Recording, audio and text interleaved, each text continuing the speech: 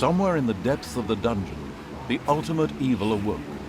It did not know what had happened, nor why it had awoken, but it longed for revenge.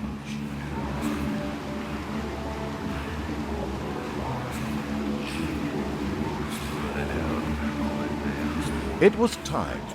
The troops of the Absolute Evil had driven the Alliance back to their capital, King's Ending. Somewhere in the depths of the dungeon, the ultimate evil awoke.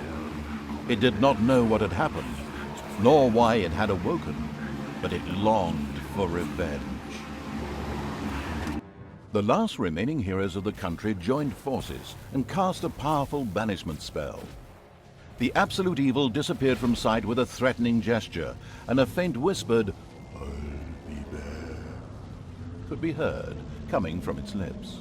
The Absolute Evil had been banished, and its essence shattered into several pieces. Its reign of terror had ended. The good people of the overworld rejoiced, and an era of peace began for the Alliance. The evil creatures were driven back into the underground, doomed to serve as cannon fodder for pleasure-seeking adventurers. Meanwhile, secreted away in the world's most inaccessible places, the last remains of the Absolute Evil were resting, never again to see the light of the overworld. Until today, that is. Somewhere deep under the earth, the ultimate evil awoke.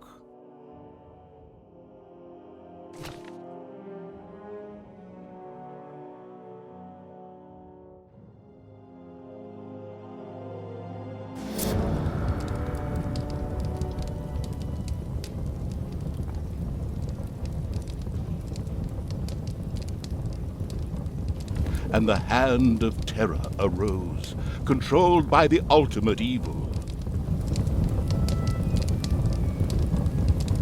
Come on, Hand of Terror, arise, damn you!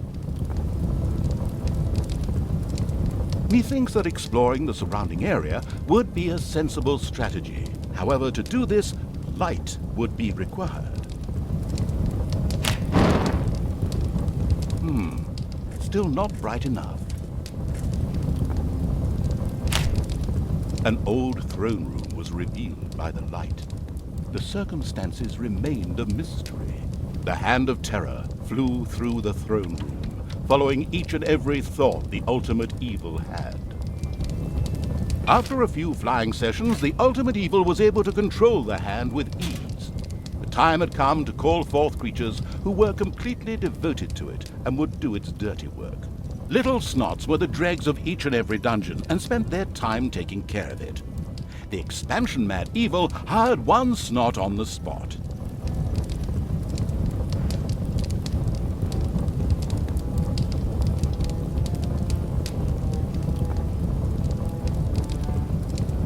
The first Little Snot appeared.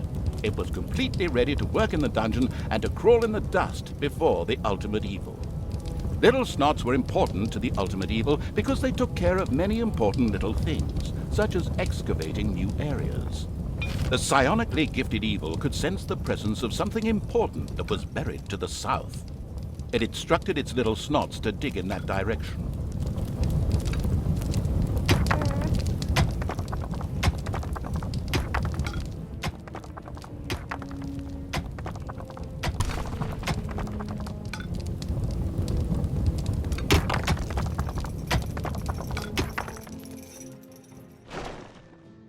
The Little Snot still didn't know what they were meant to be doing. As quick as a fart, the Little Snot made his way to the marked position and began to dig.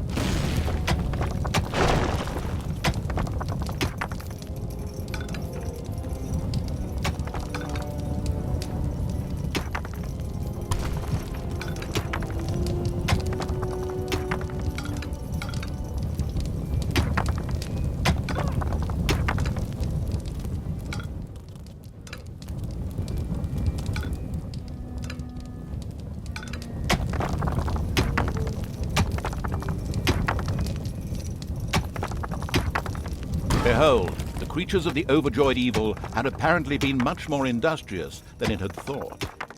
A great dungeon was revealed behind the wall. Everything was already in place. Doors, traps, a well-filled treasury. Oh, wait. Treasury? And where, if you please, is this treasury? Oh, well. One can't expect too much of these mindless little snots. First of all, some gold had to be dug out to make space for a treasury to be created. The Hand of Terror swiftly marked a few small gold veins so that the little snots could excavate them. As soon as a gold vein was selected, a little snot immediately set out to mine valuable gold for the greedy evil.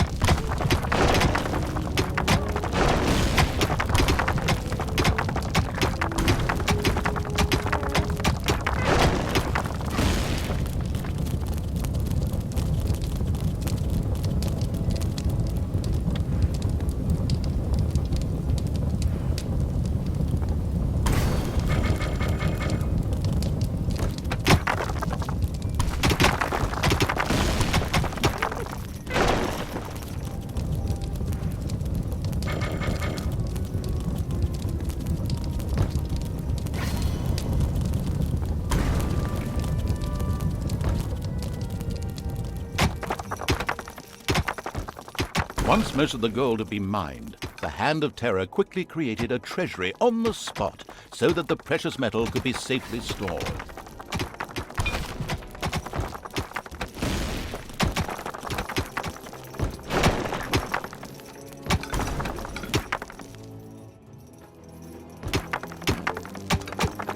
The feisty evil's little snots dug up a spider's nest, thereby preempting some of my stories.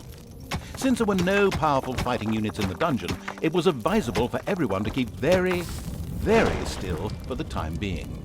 The clever evil mastered this task with flying colors. From now on, little snots could use the treasury to store mined gold. It was then at the greedy evil's disposal whenever more rooms needed to be built or new creatures recruited. Little snots were all well and good, but were too weak and cowardly to defend the dungeon.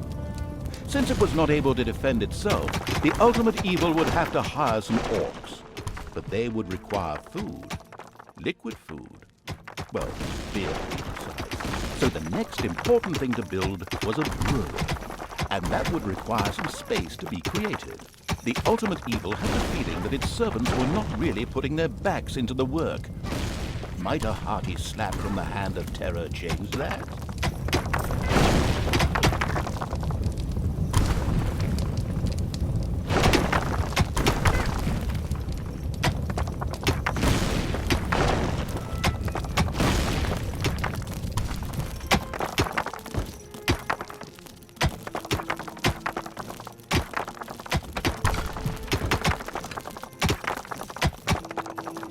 The little snots found that there was now an area cleared for the brewery site, and with quick finger snaps from the Hand of Terror, the room stood ready.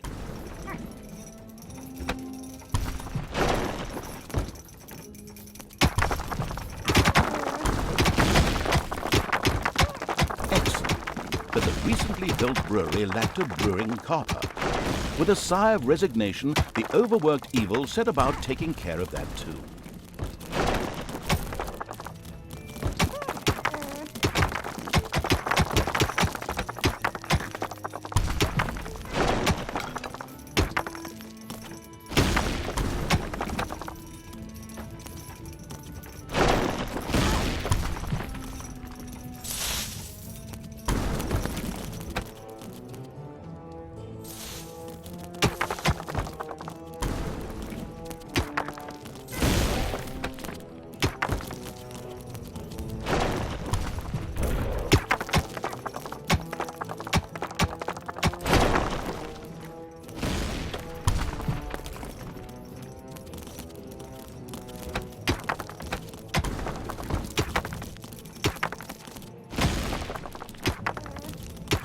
hard-working evil effortlessly built a brewing copper so that delicious beer could be brewed as soon as possible. One of the little snots started working on the brewing copper.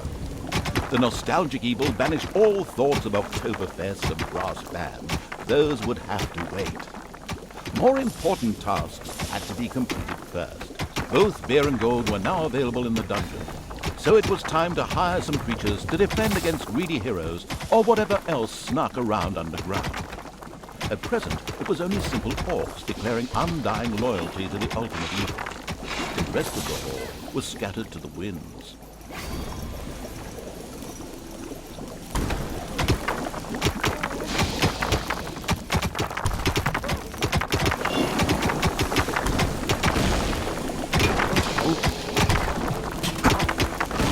The evil has awoken, but its brothers are still asleep.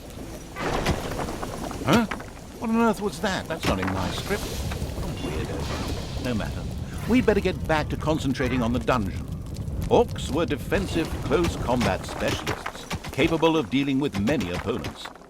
However, they were very vulnerable to ranged attacks. The dungeon of the expansion-mad evil grew and prospered, but unfortunately, it had reached the maximum possible population it could currently manage. Now a creature would have to be thrown into the bottomless pit before any others could be brought in. It's payday. An eerie gong rang through the halls. It did not bode well for the ultimate evil's treasury stocks, for at each sounding of the gong, the creatures would collect their undeserved wages. However, there was little it could do about this, as it was chained to the throne. Thus, it had to give free rein to its servants' desires. For the time being, at least, a huge monstrosity loomed out of the darkness on 8 legs. This dungeon's human guards had been ancient history for a long while. Now it was home to a huge spider panther. Would Sam and Frodo escape it and continue their journey to Mount Doom, or was this the end of the Ring Bearer? Hang on a minute, that's not the right toast. Where were we? Oh yes, a huge spider, henceforth called the Spider Queen. It would be necessary to eliminate the Spider Queen before the Horde could reach the surface. The Spider Queen sent forth a wave of her children. Of course, the ultimate evil was fully aware of this danger and immediately prepared to defend itself against them. At least, that's what I heard. The creature disappeared into the pit of uselessness with a long, drawn, and gradually diminishing This particular act of wickedness brought a smile to the face of the ultimate evil. One louse-infested orc crawled up from the depths and declared allegiance to the ultimate evil. The first step towards the creation of a powerful army had been taken.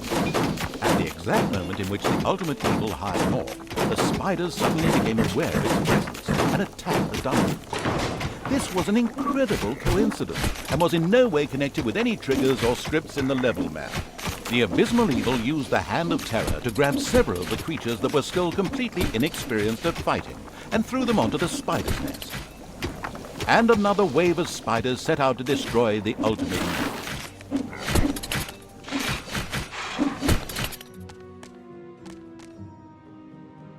The spiders dropped like flies. The strategically well-versed evil patted itself on the back, proud that it had led its troops into battle with such aplomb. And by led, I just simply mean chucking them at the enemy. The basics of a dungeon were now in place. However, the brewery was puny and didn't really have room to store beer barrels in, and the treasury was also anything but impressive in size. Quickly, the expansion-hungry evil set out to enlarge its dungeon.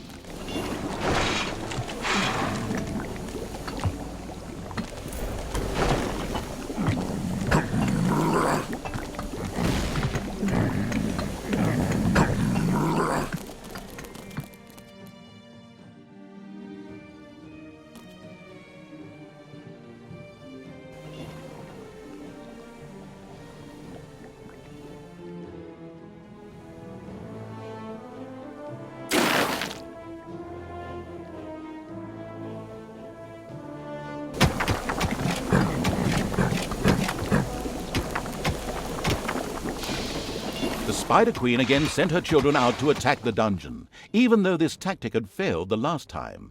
A certain AI programmer could really have made a bit more of an effort with this.